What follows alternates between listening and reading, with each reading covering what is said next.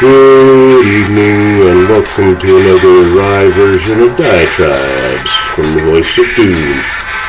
Now here is your wry, sardonic, and saturnine host, Voice of Doom.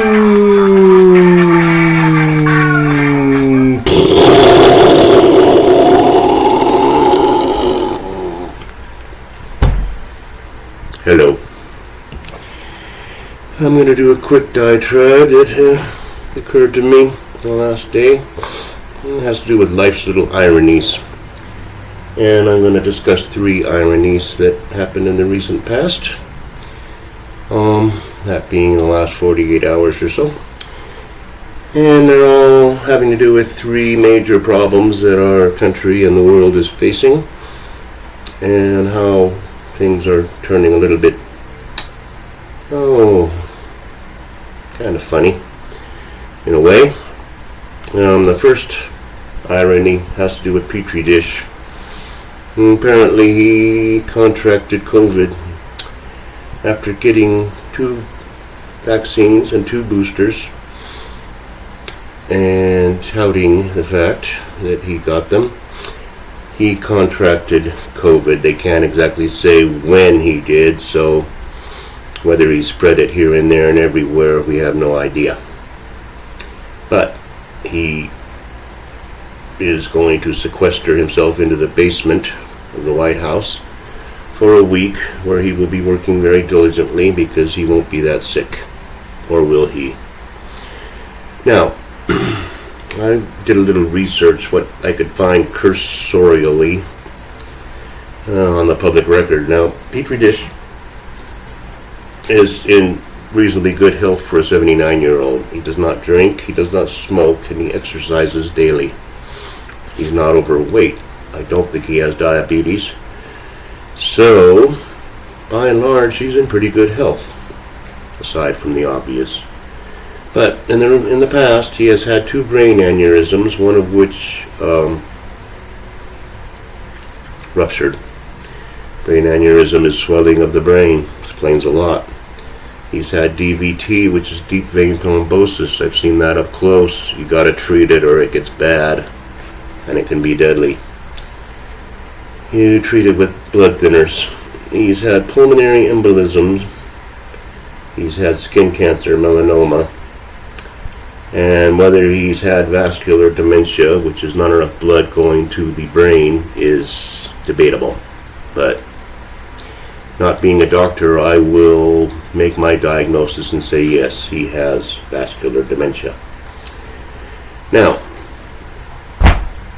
this new drug, or this therapeutic called Paxlovid, is very effective against COVID.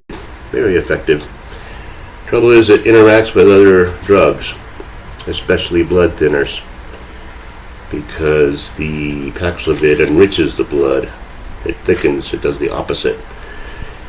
So be that as it may, I'm not a pharmacist, I'm not a doctor, so I will just say that it's going to be ironic if they have to rush Petri dish to the hospital after, for the last year and a half, he said, the vaccine will not prevent you from getting COVID, but it will prevent you from going to the hospital or dying. So they're in a bit of a pickle. The administration, whoever's running the show, is in a bit of a spot because they have to figure out whether they want to send him to the hospital if he starts getting worse. Now, I'm sure that they can probably sneak an ICU unit into the basement of the White House and have all the world's finest medical physicians treating him, which we will pay for. I think that the president, Petri dish, probably could pay for it, but he's probably insured by the government, and so we're going to pay for that. It'll run into the millions. But let's just say that it gets worse and he really can't. They need a clean room. The White House is not that clean. It's pretty dirty. And they have to take him in an ambulance to the hospital. That's going to be very ironic, isn't it? what is he going to say after that? Oh, I can't wait to see Catherine Jean-Pierre on the podium, since that's basically who the president is right now, explaining why he had to go to the hospital. That's going to be great to watch.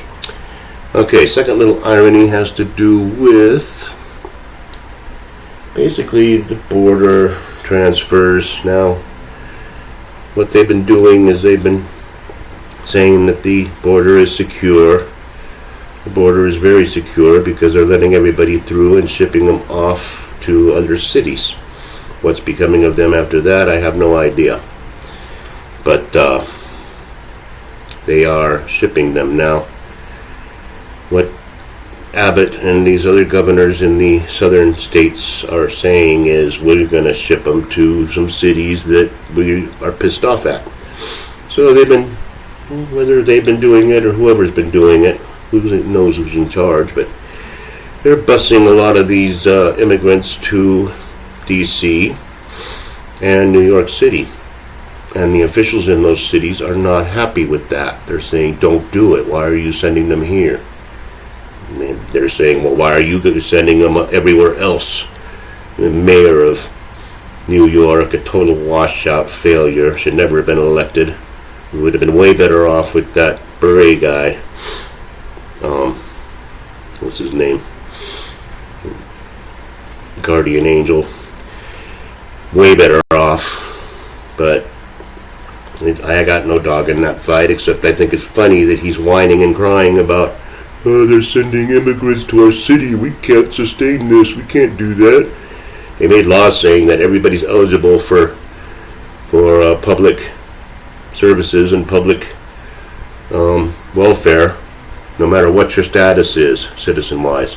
And now they're shipping non-citizens there, and they're whining. So that's deliciously ironic, and I'm glad to see it. And I hope they send tens of thousands to New York City, tens of thousands to D.C., tens of thousands to every liberal city, San Francisco, L.A.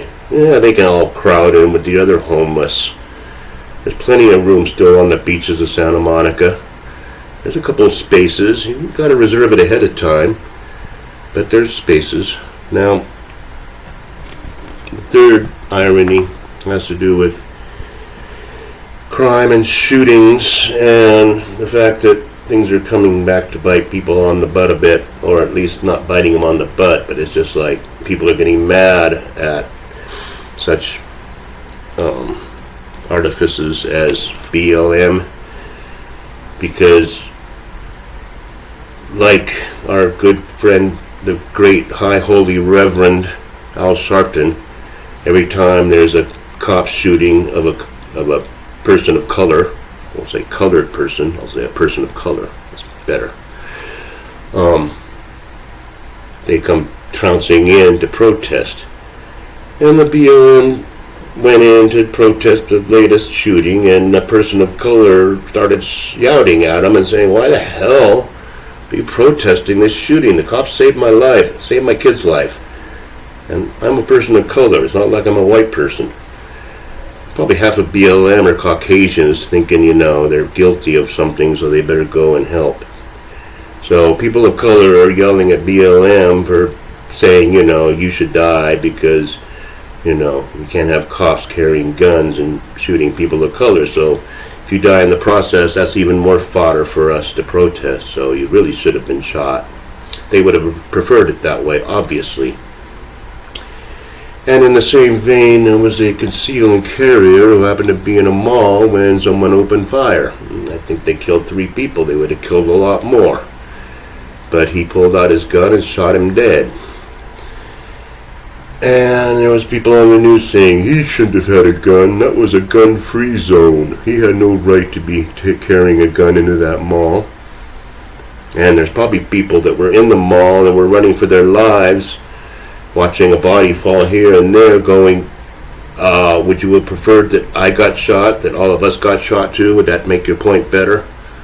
That we don't want guns around except for criminals?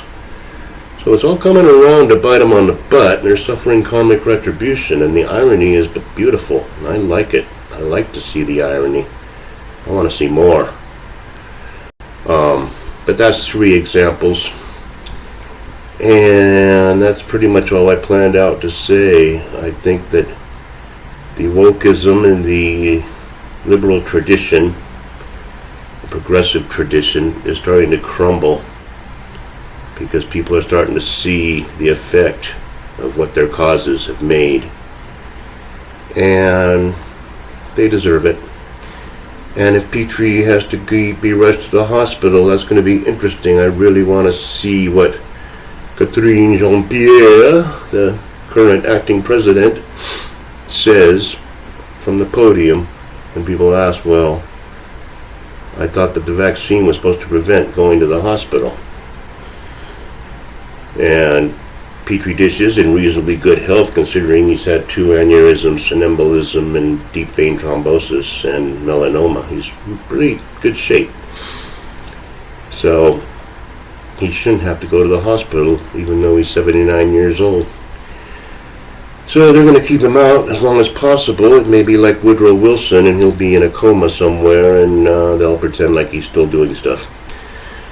So hopefully he keeps busy and solve that Ukraine problem and solve the problem of the possibility of Taiwan being attacked and other little problems that keep cropping up or stymieing him from doing his agenda. Those pesky little problems that interrupt you while you're trying to get something done. So I'll leave it at that. I think I said my 3 ironies, and I will come up with more ironies later. But since Petri is now ill and under the weather a bit, I'm very interested to see what happens over the next 3 or 4 days as far as his disposition and prognosis. We'll leave it at that. He's a prime candidate for going to the hospital because he's taking blood thinners and he can't take Paxlovid if you're taking blood thinners. So we'll see what happens. It's going to be interesting. I'm looking forward to seeing it. And I'll leave it short today. It's only 12 minutes and 30 seconds. So enjoy life's little ironies.